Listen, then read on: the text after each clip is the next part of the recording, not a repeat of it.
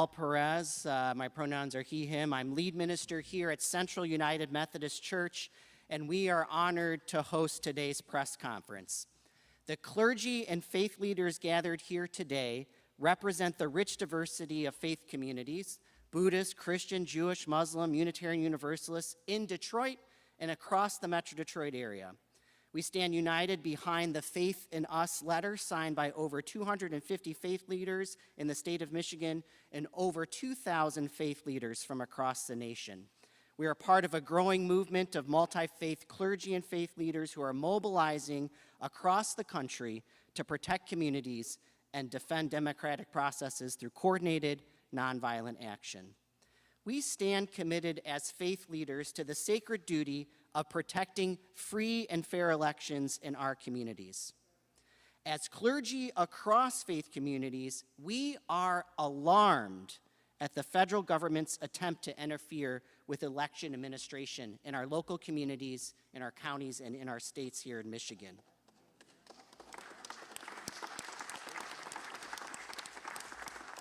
Just yesterday, it was reported that the Department of Justice sent letters to Detroit, East Lansing, and Lansing, informing the cities that they would send election monitors for the August primary.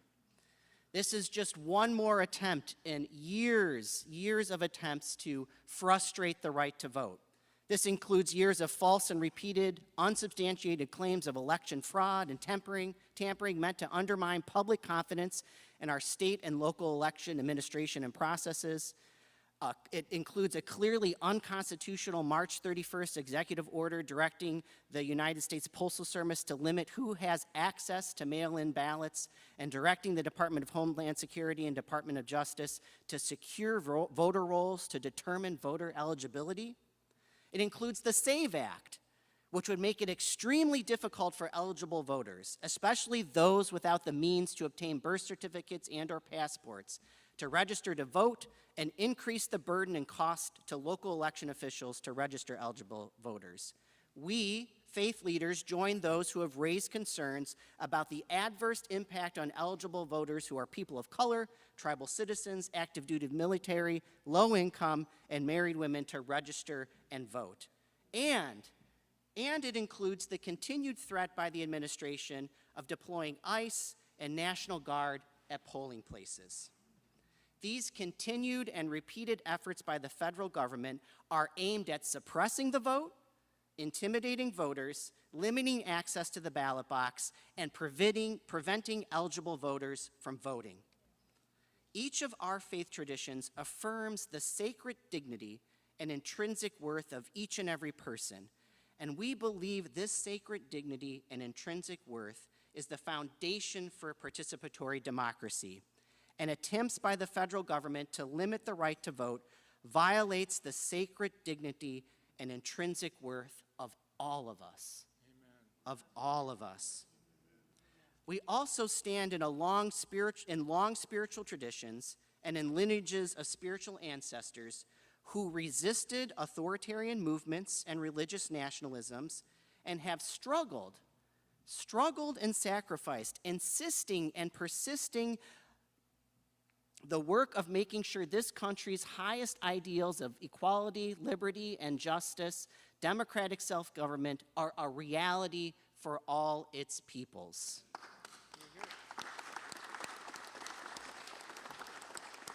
And we stand in a long tradition and line of faith leaders who have labored mightily to build beloved communities. Beloved communities where everyone has a voice and agency, beloved communities where there is fairness and equality, beloved communities where love is primary over the forces of domination and control, and beloved communities where everyone has enough, not just to survive, but to thrive. Motivated by these deeply held faith traditions and by these spiritual ancestors, we as faith leaders will be active to protect our rights to vote, to ensure that eligible voters across race and faith are registered to vote, and that we are all raising our voices, participating in our democracy and voting. We will also be calling on elected officials at all levels of government, nonpartisan, partisan, to join us in protecting our vote by signing a pledge and we call on the Michigan House to pass the Michigan Voting Rights Act.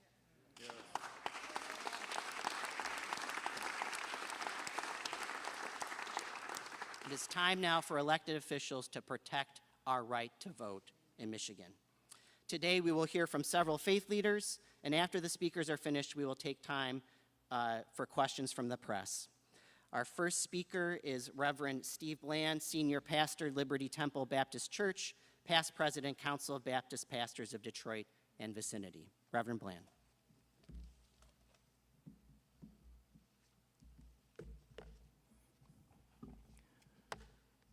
Greetings to all. It's a great day for a press conference to support democracy in action. We are grateful for all interfaith clergy who stand with faith in us to promote and protect this precious right to vote. Central to democracy is protecting every citizen's right to vote. Every election is a moral choice about preserving democracy over tyranny. It is empowering our hopes and dreams of a brighter future for all of us by not suppressing the vote for any of us. That is why we stand together with faith in us and with faith in God. The 250th nation's birthday we celebrated this weekend is not marred because of her principles, but because of pitiful, pathetic practices trying to poison and destroy the nation's birthday cake. But we, the people, to form a more perfect union is baked into the cake. We hold these truths to be self-evident that all people are created equal, that are endowed by their Creator with inalienable rights, among them life, liberty, and pursuit of happiness is baked into the cake. The 13th Amendment, freedom is baked into the cake. 14th Amendment, equality is baked into the cake. 15th Amendment, our voice and our vote is baked in the cake. The right of citizens to vote shall not be denied is in the cake. On account of race, color, or previous condition of servitude is in the cake. We are here to keep forces of evil from trying to poison or take away our equal access and our slice to the cake. Michigan will continue to lead at the top of our nation because people of faith are engaged and citizens refuse to surrender the ballot. Our vote is our right and is purchased through the blood and sacrifice of those who came before us. If it wasn't so precious and important, forces of evil wouldn't be trying so hard to continue to suppress it and to take it. Recent attempts like boogeyman baseless false claims of stolen elections and attempts to restrict mail voting and voter eligibility, efforts to intimidate voters or election officials by sending ICE agents to select polling places, trying to save the SAVE Act is nothing more than a slave act, and we refuse to give up our cake. These are different tactics with the same goal: suppress and take the vote. These current threats to democracy and voting are real but defeatable. So let's be clear. We've only begun to fight. We don't feel no ways tired. And in the statement of our ancestors, if God be for us, what difference does it make who's against us? Protect and promote our right to vote, and if you want to celebrate the nation's birthday, protect the birthday cake and give everybody a slice. I am Reverend Steve Bland.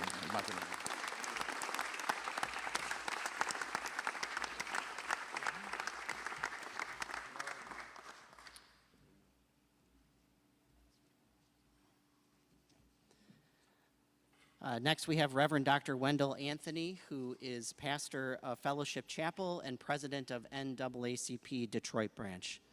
Dr. Anthony.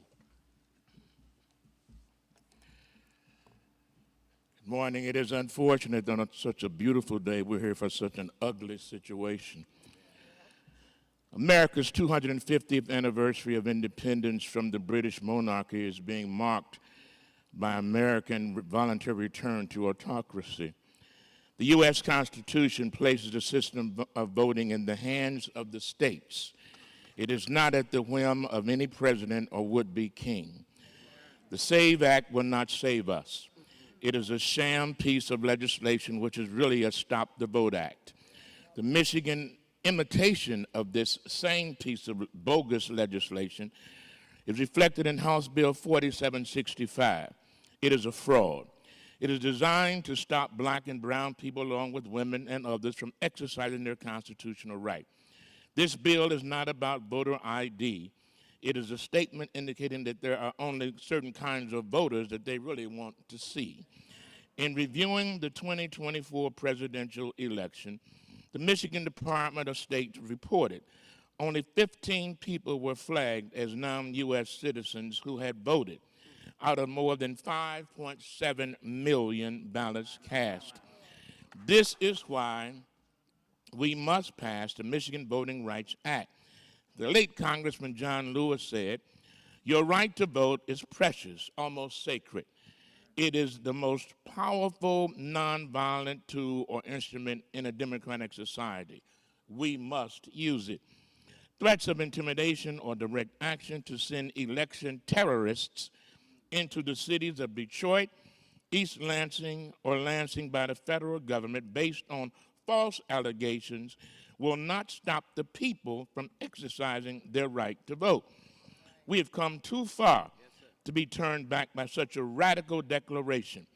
We refuse to be the victims of any attempt to nationalize our elections. The United States Postal Service was not created to determine who has a right to vote or who should receive a mail-in ballot. President Trump, who regularly criticizes the use of mail-in ballots, votes by mail-in ballot, as well as many of his cabinet members. The greatest deterrent to these authoritarian tactics on the part of the Trump administration is for the people to take your souls to the polls and vote like your life depends upon it, because quite frankly, it does. Today, we stand in solidarity with the faith community. We're reminded by the words of Dr. Reverend Martin Luther King Jr., who said, "We are not the master or the servant of the state, but rather the conscience of the state. The time is now to stand together. Don't agonize, let us organize."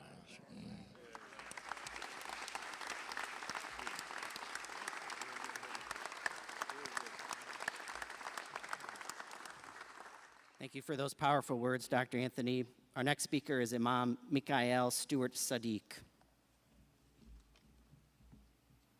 Thank you and good morning. First, I want to commend Faith in Us for convening these brave brothers and sisters this morning. My faith instructs me to join the people in consultation to resolve those issues that are critical to preserving all of our rights and quality of life needs.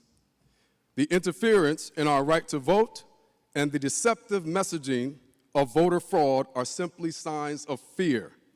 Fear that if everyone who is registered to vote and those who are eligible to vote came out and casted a ballot, the results would be a resounding message of liberty and a devastating blow against fascism.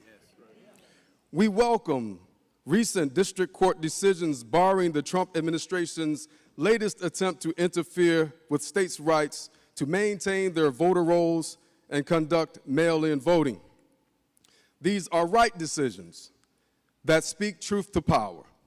Therefore, it is also right to say that you cannot advocate for states' rights only when it benefits a white nationalist agenda of exclusion, intimidation, bigotry, and outright racism. It is wrong, and good people know it. The Quran teaches us that all people are born honorable, with the right to dignity, and to pursue equality under the law. It is sad and unacceptable that we are still being accosted by the indignities of failed but stubborn insurrectionists and Confederate sympathizers. We also welcome the U.S. Supreme Court decision to uphold birthright citizenship, even though the 6-3 decision should have been a 9-0 decision. It was still the right decision, and good people know it. Right now, you have politicians enacting the MAGA campaign promise of mass deportations of black and brown people, but soliciting more white South Africans to reside in the United States. I believe one request was actually for more immigrants from nice countries, like Denmark and Switzerland. And most of you already know what foul and ignorant language was used to describe people from black and brown majority nations. In closing, our invitation is to all Americans today to stand with us and defend democracy, do the right thing, and be good, and that goodness comes from God and not party affiliations or even political demagogues. Thank you.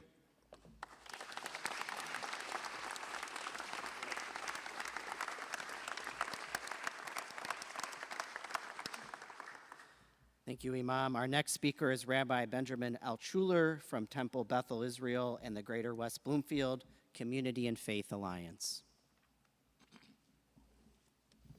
Thank you. I offer this, a prayer to keep our hearts open.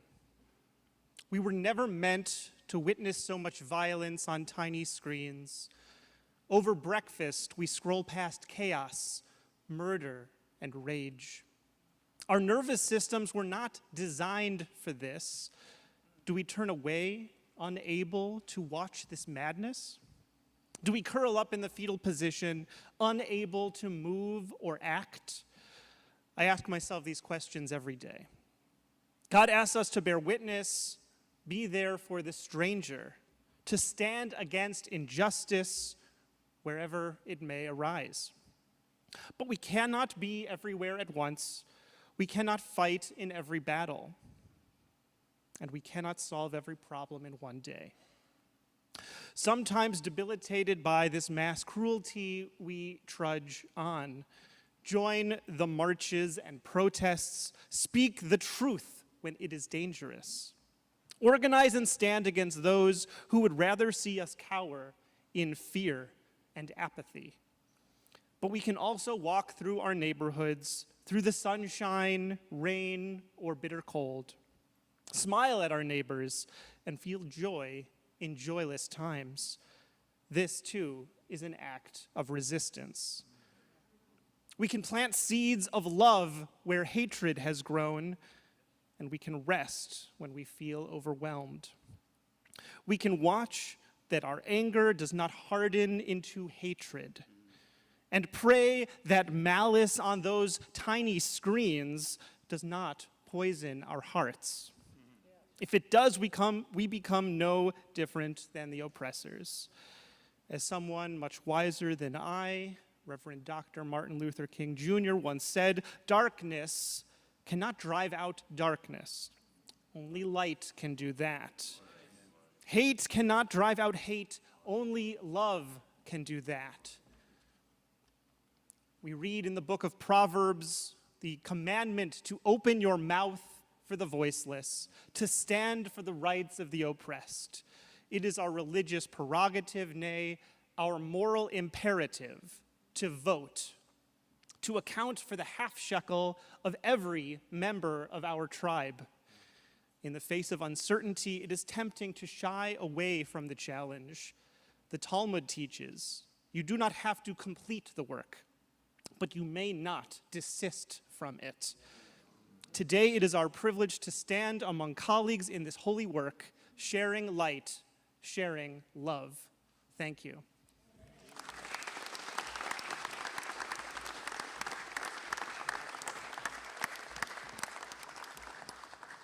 Thank you, Rabbi. Our next speaker is Imam Steve Mustafa Al-Turk, Islamic Organization of North America and Imams Council of Michigan. Thank you, Reverend Paul. Good morning. Good morning. I'm Imam Steve Mustafa Al-Turk, President and Imam of the Islamic Organization of North America, IONA. On behalf of our congregation and members, I greet you with the universal greeting of peace. So peace be with you. Assalamu alaikum. As a faith leader standing alongside other faith leaders, I can say with confidence that we share this conviction. Faith is not merely something we profess. It is something we live. It is expressed through service to others, the pursuit of justice, and our commitment to the common good. It is also reflected in the quiet but profound act of participating responsibly in the democratic process. As people of faith, we affirm that every eligible citizen should be able to participate in our democracy freely, safely, and peacefully. We reject intimidation, coercion, threats, or unlawful interference that could prevent any eligible voter from exercising this fundamental civic responsibility. We also affirm that public confidence in our elections depends on two essential principles. These are not competing values. They are complementary values that strengthen our democracy and reinforce the public's trust. As faith communities, we encourage every eligible citizen to participate peacefully, responsibly, and respectfully in the democratic process.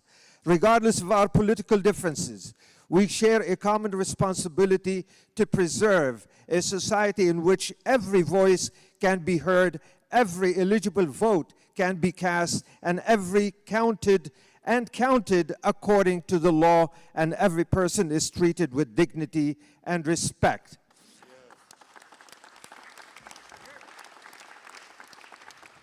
The Quran, Muslims' holy book, commands us, O you who believe, stand firmly for justice as witnesses for God, even if it be against yourselves, your parents, or your relatives. Justice is not selective. It is a trust from God. As people of faith, let us continue to uphold that trust by promoting fairness, integrity, peace, and respect for one another. Thank you, and may God bless you all.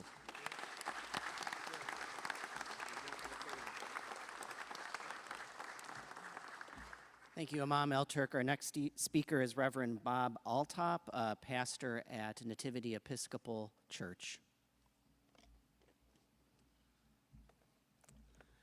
Thank you and good morning. I am Father Bob Altop from Nativity Episcopal Church in Bloomfield Township, and on behalf of our bishop, Bonnie Perry, and the Episcopal Diocese of Michigan, I am honored to be here.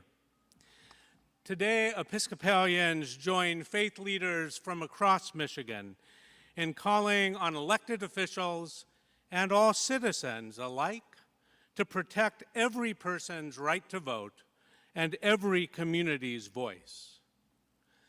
God's image is imprinted on every person, regardless of race, gender, religion, wealth, and voting embodies the agency God has given to each one of us.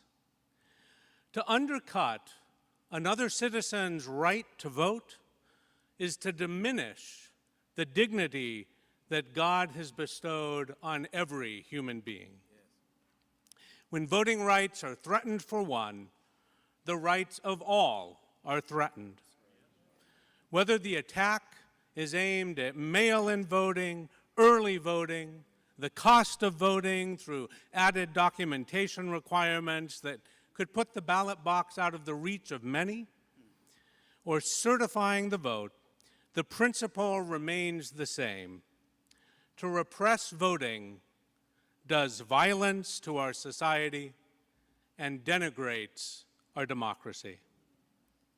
In our Christian tradition, we hold that in Christ, we are all one body. Every part of that body is essential. So every vote is essential. To vote is more than a citizen's right.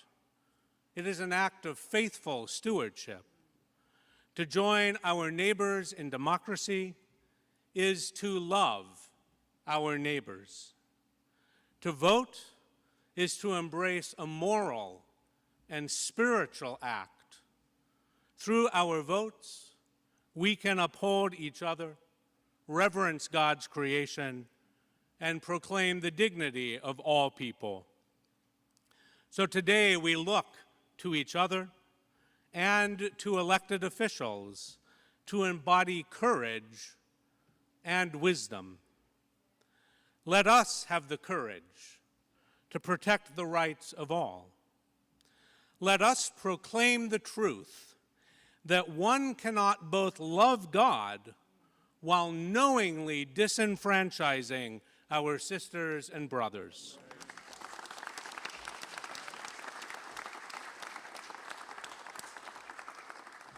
And may we have the wisdom to ensure that every citizen's voice can be expressed at the ballot box this November. Thank you.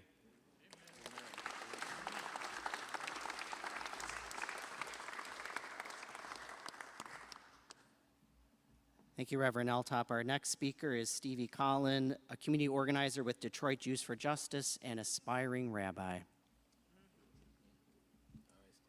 Hello, everyone. My name is Stevie Collin. My pronouns are they, them, and I'm a community organizer at Detroit Jews for Justice, and I am honored to be here. Jewish tradition teaches we are all created in the divine image, B'Tselem Elohim.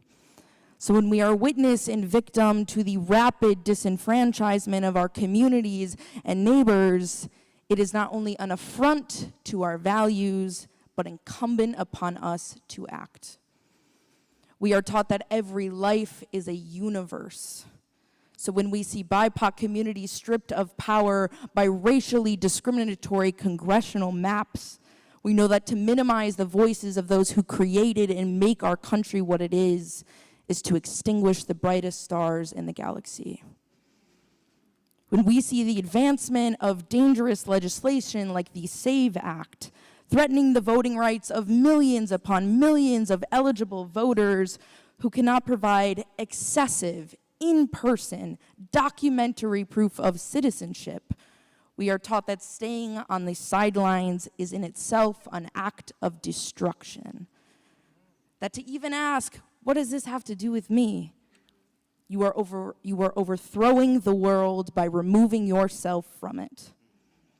We will not stand by as the voices and dignity of millions are threatened to be removed from our democracy, for to stay silent, we would be accomplices in our nation's demise.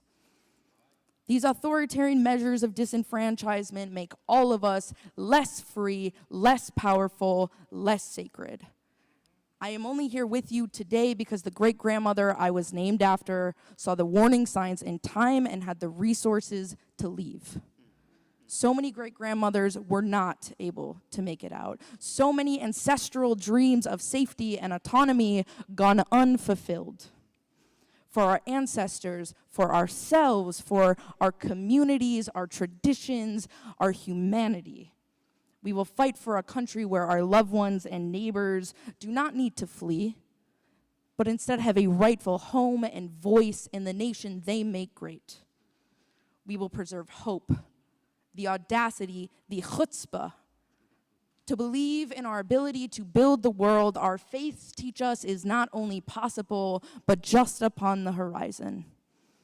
Detroit Jews for Justice calls on election administration and all elected officials in Michigan to join us in publicly opposing all voter suppression efforts and protecting our elections. Thank you.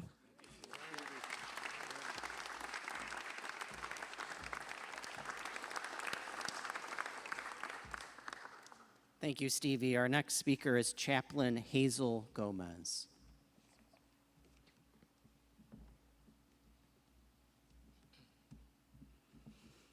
Bismillahir Rahmanir Rahim, in the name of God, the most compassionate, the most merciful. Within the Islamic tradition, we are in the sacred month of Muharram. Just 2 weeks ago, Muslims around the world were fasting to honor the day that Prophet Moses escaped with his people from Pharaoh across the Red Sea that God had parted for them to escape. In the words of Maryam Akaba, hope is a discipline. And Prophet Moses had hope, and I think we do too.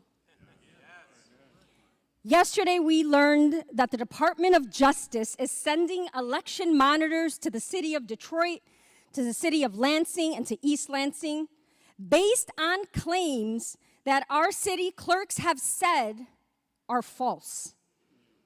Let us name what this is. This isn't oversight, it is intimidation. And as people of faith, we know what's intimidation. We know it when we see it. God says in the Holy Quran, "O you who believe, be steadfast upholders of justice, witnesses for God." To be a believer is to be a witness.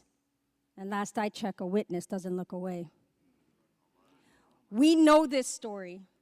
Pharaoh did not begin with chains. He began with fear. He divided the people. He counted them. He watched them and told them that their voices did not matter.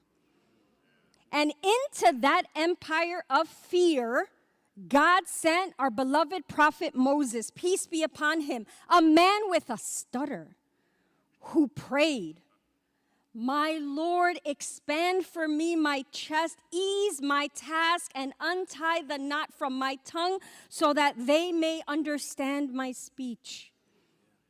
And that is my prayer this morning. Because in pharaonic times, I'm going to name it what it is, to be silent is to surrender. And we're all people of faith.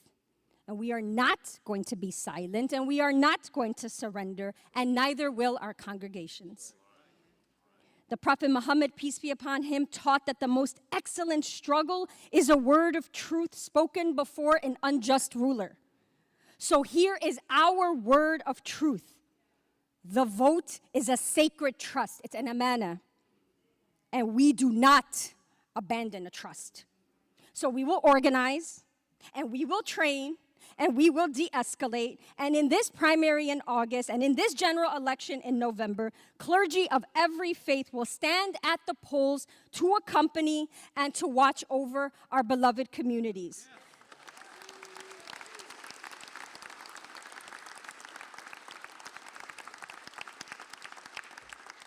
Detroit will not be afraid. Detroit will vote. And as we say, it's Detroit versus everybody. May God give us victory and success.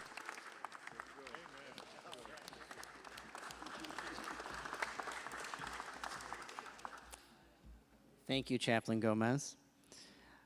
Our final speaker is Reverend Bill Wiley Kellerman, United Methodist clergyperson, retired pastor from St. Peter's Episcopal. Bill.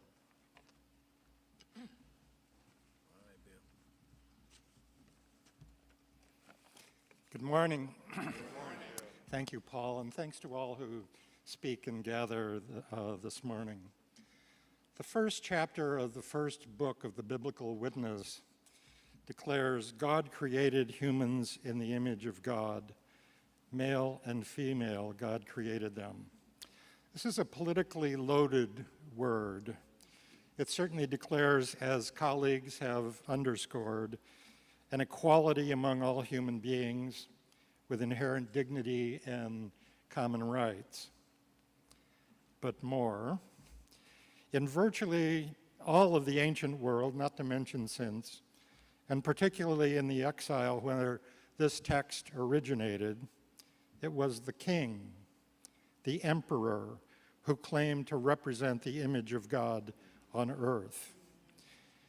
In this creation counter liturgy, Genesis 1, it is whom? Humanity.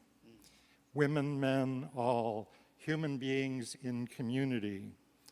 They are endowed by their Creator with freedom and responsibility. This is a direct affront to every imperial or autocratic authority, including the current regime, whose pretensions are categorically rebuked. Voting rights are one expression of this theological claim. And it was pointed out to me that an African American woman is casting her ballot in the lower right-hand corner enshrined in Central's stained glass window.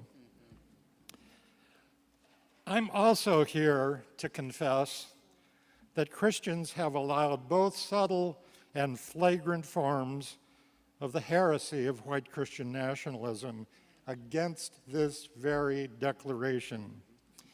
Biblically, there's no such thing as a Christian nation. Jesus himself, the Gospels testify, refused it as a temptation to idolatry. Yet white Christian nationalism is among the driving and justifying forces in the assault on voting rights. white Christian men claimed dominion, beginning with abducting, detaining, and expelling, all of which function as voter intimidation as well. But also purging voter rolls, as recently attempted by a clerk upstate in Antrim County just a few weeks ago. Not to mention all the myriad of ways of keeping, especially people of color, away from the polls, discounting their votes, gerrymandering their power, all barriers of the SAVE Act as mentioned. Finally, in addition to the assaults named by the coalition today, I believe we also must prepare for the possible occupation of selected polling sites by armed and masked Homeland Security forces. Clergy and activists need to be trained in nonviolent de-escalation, intervention, and accompaniment strategies. May it be so in the Spirit of God. Thank you.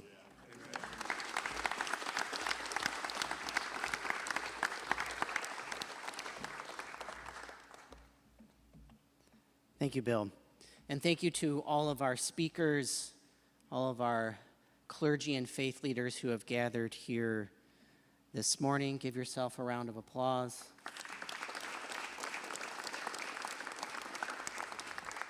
We're grateful for the press who are in attendance.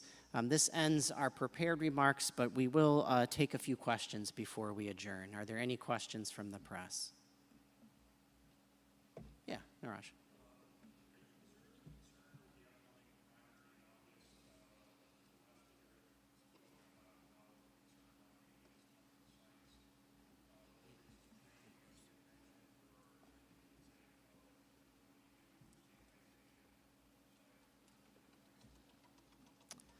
As I heard your question, the question was about concerns about ICE agents at polling sites at the August primary, and I assume the primary election.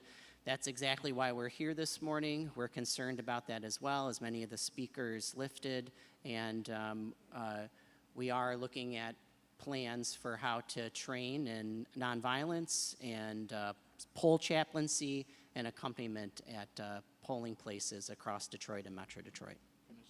Yes. Certainly, that's one of the main reasons that we need to organize and not agonize. The NACP, we will be monitoring the monitors. We are calling on lawyers. We have a number of lawyers who understand the law, election law, who will be on duty to provide access and information, and we're not afraid to sue somebody relative to if they interfere with the election process. And so we're sending out a clarion call. We already have a number of lawyers, but we know that you know lawyers, and we're meeting this Saturday at 2 at Fellowship Chapel. So if any lawyers who want to be available to volunteer their time to do some work with this process, both for the primary and the general, we invite you to join with us and to show up. Faith is a verb to the degree that it's about action. Without work, it's dead. And so we're simply saying, here's an opportunity. The last point I want to make is this.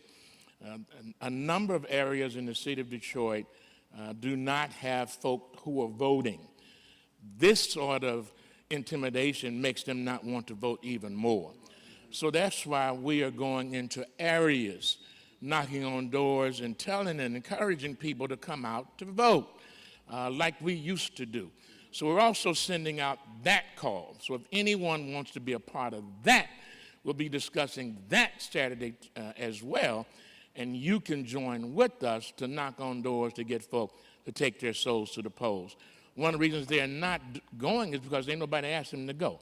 And so we're asking them, as someone has said, hope has and is a discipline. Let us be disciplined and give our people some hope. Saturday at 2 o'clock, Fellowship Chapel.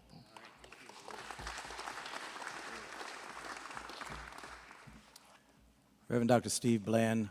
I'm also in full agreement with what Reverend Anthony just shared. But Faith United to Save Democracy, who has done poll chaplain training over the last several elections, will be continuing its training session. Our next training will be July 13th at 8:15 p.m. It's a Zoom training call, and anyone who's interested, who is clergy or who wants to be able to help to deal with voter protection at the polls, please sign up for that training. You might be able to get information from my assistant right here, Kylie, in the front row, if you're willing to do so. But we want to let you know that ICE will not intimidate us from voting. We want you to come and wear your vestments so people feel safe when they come to the poll, and they will be able to do so. Faith United to Save Democracy, myself, Dr. James Perkins, our state leads for Michigan, but we are united all around the country to support and protect the vote. It will be a Zoom call of training at the 13th of July, which is this coming Monday. Again, if you want to get the Zoom link, please leave your information. We'll be glad to send it to you. Thank you, Dr. Anthony and Dr. Bland. Are there any other questions? All right. I see a question from Maureen Taylor, Michigan Welfare Rights Organization.